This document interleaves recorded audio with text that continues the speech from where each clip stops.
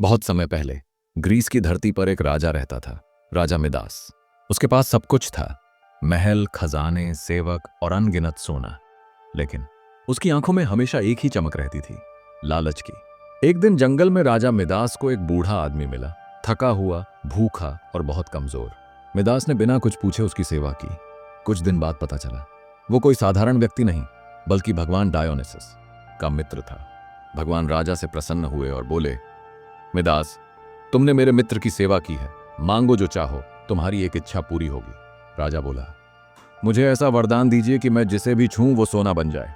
भगवान मुस्कुराए, बोले, सोच लो मिदास, हर इच्छा वरदान नहीं होती। लेकिन मिदास ने जिद की और भगवान ने वरदान दे दिया। राजा ने पेड़ की एक डाल छुई और वो सोने की बन गई। कुर्सी छुई, सोना। फूल छुआ, सोना।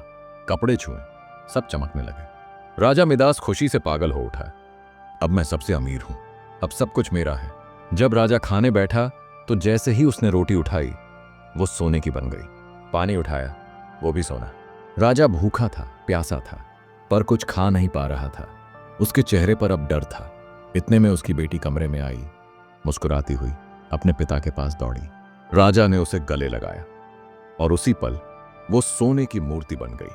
राजा की चीख पूरे महल में गूंज उठी, भगवान, मेरा सब कुछ चला गया, मेरा सोना, मेरी खुशी, मेरी बेटी। वो भागा, भगवान डायोनिसस के पास गया और बोला, मुझे इस वरदान से मुक्त करो प्रभु, मैंने सोने में जीवन ढूंढा और जीवन ही खो दिया। भगवान बोले, जाओ मिदास, नदी पैक्टोलस में जाकर स्नान करो, वही तुम्हें इस श्राप से मुक्त करेगी। फिर राजा ने वैसा ही किया और जैसे ही उसने नदी में स्नान किया उसका सोने का स्पर्श खत्म हो गया। उसकी बेटी फिर से जीवित हो गई। राजा ने उस दिन के बाद कभी लालच नहीं किया। वो समझ गया, लालच की कोई सीमा नहीं होती और जब इंसान इनफ कहना सीख ले तभी असली सुख पाता है।